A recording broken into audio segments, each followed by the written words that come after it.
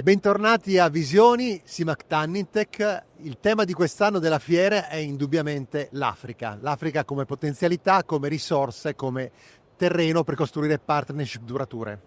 E per parlare di Africa abbiamo con noi Riccardo Braccialini, che è un pellettiere di grande fama, ex presidente peraltro di Asso Pellettieri e Mipel, e adesso è molto attivo in Africa. In che modo? Prima di tutto ciao. Allora, io 6 anni fa, forse di più, venni contattato da un'agenzia delle Nazioni Unite, si chiama Ethical Passion Initiative, per collaborare, per aiutarli a sviluppare il lavoro.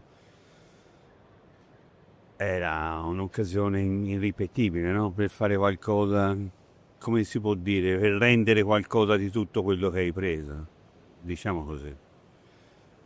Quindi sì, ho incominciato a lavorare con loro, è un progetto bellissimo e ci sono tante cose che abbiamo fatto, abbiamo creato tantissimi posti di lavoro, abbiamo sviluppato capacità che non c'erano, tutto questo grazie alle Nazioni Unite ovviamente. E ora stiamo aprendo una scuola, abbiamo aperto una scuola, è il primo tentativo, sta andando benissimo. Una scuola dentro una scuola tecnica esisteva già, un corso di pelletteria. A Nairobi? A Nairobi, sì. A Nairobi io lavoro soprattutto a Nairobi e in tutto il sud-est, però soprattutto in quella zona perché c'è un pochino più di capacità, un po' più di logistica.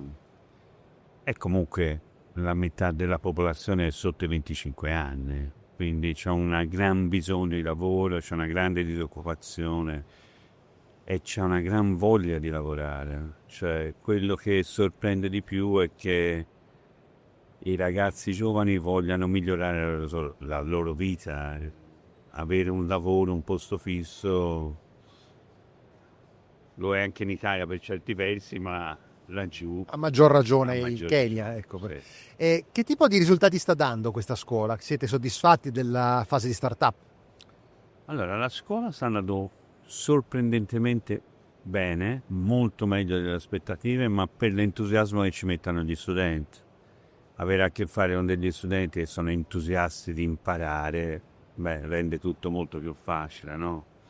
È ovvio che i ragazzi vedano una prospettiva, non è che l'Africa è fatta di agricoltura, se non di miniere, ma sì. Vedere una prospettiva diversa è per dei ragazzi che poi sono tutti istruiti, perché in Nairobi c'è la scuola dell'obbligo, la gente va a scuola, la gente parla inglese, sono già per certi versi molto più fortunati di in altri paesi, ma vedano tutto questo con una prospettiva di crescita personale, di miglioramento della vita. E loro ne hanno profondamente bisogno, sai. A Nairobi c'è una baraccopoli con 2 milioni di abitanti. Certo, il lavoro ovviamente è il modo per crescere per una nazione come il Kenya, ma non solo. E i prossimi passaggi quali saranno? Cioè, c'è un'attenzione di sistema dell'Italia verso questa parte dell'Africa che passa attraverso la creazione anche di una scuola di pelletteria? Senti, grazie agli sforzi di tutti noi messi insieme, non dico i miei, ma di tutti quelli che hanno girato in questo, le autorità, la cooperazione italiana, le Nazioni Unite, eccetera. Intanto domani c'è una firma di un protocollo tra il governo italiano e quello kenyota e l'industria per sviluppare qualcosa. E questo già è un segnale, è ovvio che poi una cosa sono gli accordi, una cosa è poi portarli. Però è anche un modo per vedere un futuro, no? Vedere il futuro. Se le autorità si cominciano a muovere, noi stiamo ragionando con la cooperazione italiana, il piano Mattei, per aprire una scuola vera. Aprire una scuola vera che duri 2 anni, che sia una vera scuola dove i più bravi possono anche venire in Italia se vogliono, dove si insegna anche l'italiano, è la lingua della pelle. Cioè, la realtà è che la lingua ufficiale della pelletteria e delle scarpe è l'italiano o il cinese, no? Certo. Siccome siamo italiani, noi insegneremo l'italiano, immagino. Quindi un'operazione di sistema che sta per essere lanciata, di cui seguiremo ovviamente gli sviluppi. L'ultima domanda, se si parla di Africa e si parla di area pelle, definiamola così, Riccardo, è cercare di capire oggi se dobbiamo recuperare terreno rispetto ad esempio ai cinesi, che ovviamente hanno la mano lunga, sono molto bravi, indubbiamente, e lì sono già presenti. C'è spazio per entrare, ci sono possibilità per entrare o c'è già, come dire, una certa barriera costruita attorno? I cinesi sono, negli ultimi 5 anni ho visto il cambiamento, negli ultimi 5 anni i cinesi hanno invaso, hanno comprato tutto quello che potevano comprare e stanno investendo in maniera pesante, però questo non vuol dire, cioè c'è sempre spazio, cioè noi abbiamo dalla nostra parte una filiera che funziona, se riusciamo a trasmettere lì una parte invece di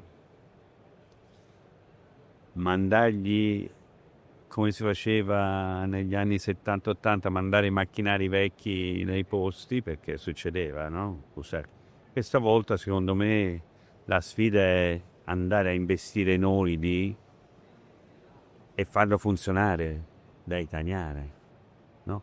D'altra parte, noi ora ultimamente non andiamo più in giro come prima, insomma. Abbiamo costruito le dighe, abbiamo costruito in giro per il mondo, no? Certo. E quella parte del mondo è nostra, eh? Cioè noi stiamo parlando di Kenya, e come l'Eritrea, sono tutti accanto, cioè quella era Italia. C'è ancora, in certi posti trovi ancora la gente che parla italiano, i vecchi, però c'è una cultura e noi portiamo avanti. Perché non è ovvio che i cinesi, dove vedi i cinesi vuol dire che c'è sviluppo. Ormai questa è una variante che non cambierà.